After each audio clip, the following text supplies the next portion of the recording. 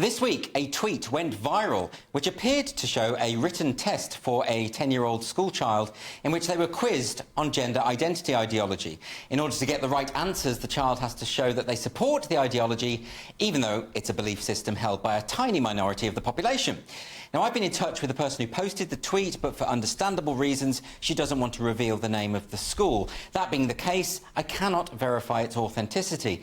But here's the interesting point. People are sharing it online because it resonates with their own experiences. Now, I've got no reason to believe it isn't true, but even if it turned out to be a hoax, it's being shared because it's so similar to what children are actually being taught in schools. If anything, it's much milder than the materials that actually have been verified. When MP Miriam Kate spoke in Parliament about some of the graphic lessons that are being taught, and that in some cases children were being told that there are 72 genders, she was accused of lying. The MP John Nicholson posted a tweet saying, "It's not true, didn't happen." Except that it did. The government launched an investigation into the appearance of a visiting speaker at a school in the Isle of Man and confirmed that the children had, in fact, been told that there could be up to 72 gender identities. There had certainly been some misinformation about this story, but that part was actually true. And here's a clip from a school lesson resource produced by the BBC called Identity: Understanding Sexual and Gender Identities. What are the different gender identities? That's a really, really exciting question to ask. Do you know there are so many gender identities? So we know we've got male and female, but there are over 100, if not more, gender identities now. So we know that some people might feel like they're two different genders, so people might think they're bi-gender, and then you've got some people who might call themselves gender queer, who are just like, I don't really want to be anything in particular, I'm just going to be me. So in a sense, John Nicholson is right. These particular kids aren't being taught about 72 gender identities, they're being taught about more than 100. And what about the Welsh Government's controversial relationships and sexuality education curriculum? Parents launched a judicial review in the High Court late last year to oppose this scheme, but they lost their case. But it's definitely real, and the materials are all online for anyone to see. Let's take the Agenda pamphlet. Now, Kirsty Williams, who was Welsh Education Minister until 2021, has claimed that the Agenda pamphlet, produced in 2016 by the Welsh Government in collaboration with Cardiff University, has been used widely throughout Wales. According to The Telegraph, it's been promoted to all schools in Wales. Now, they call this thing a pamphlet, but it's actually 170 pages long, and it teaches children how to be social justice activists, offering ideas and strategies to push the new religion of intersectionality. Here's a direct quotation. "It's hard when school rules and cultures reinforce gender norms every day by dividing us into boys and girls for class quizzes, sitting boys next to girls in tests, or have a gendered uniform policy and gender-segregated toilets.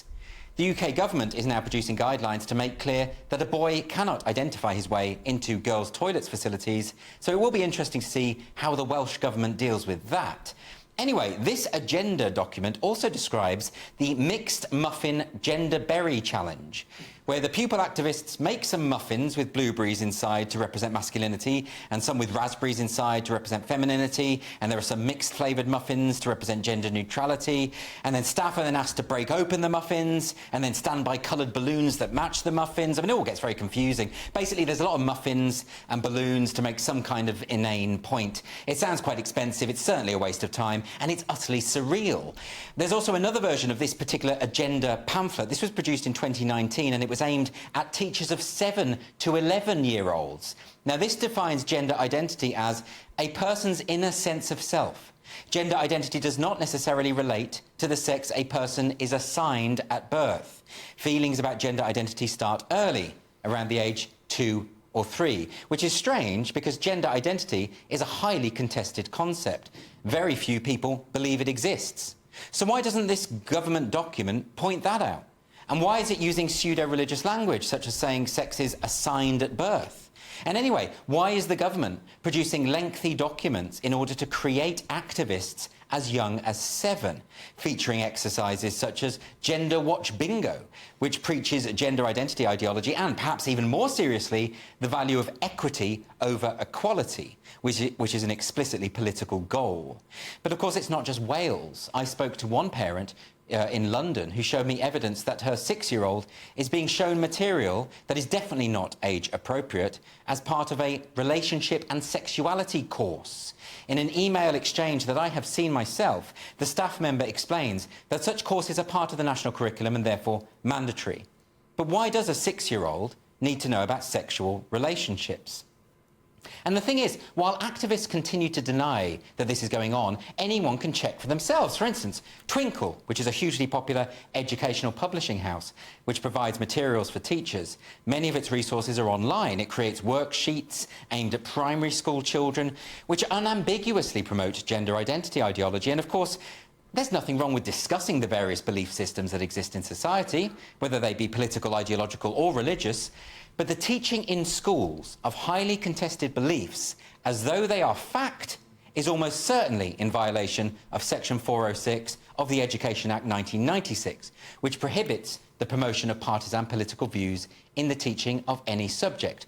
So we have to ask the question, are schools throughout the UK currently breaking the law?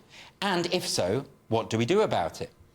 Well, first we have to ignore those who are denying that it's happening. The evidence is incontrovertible. Gender identity ideology is being promoted widely in UK schools. The government is seemingly complicit, or at least is not doing anything significant to stop it. And yes, people are sometimes circulating false material, which we need to be sceptical about, because every time that happens and a lie is exposed, activists are then able to claim that the whole thing is a sham. So let's just stick to the facts. They're available to everyone, they're clear, and they reveal the extent of what's going on. We don't need to exaggerate the problem. The truth is already disturbing enough.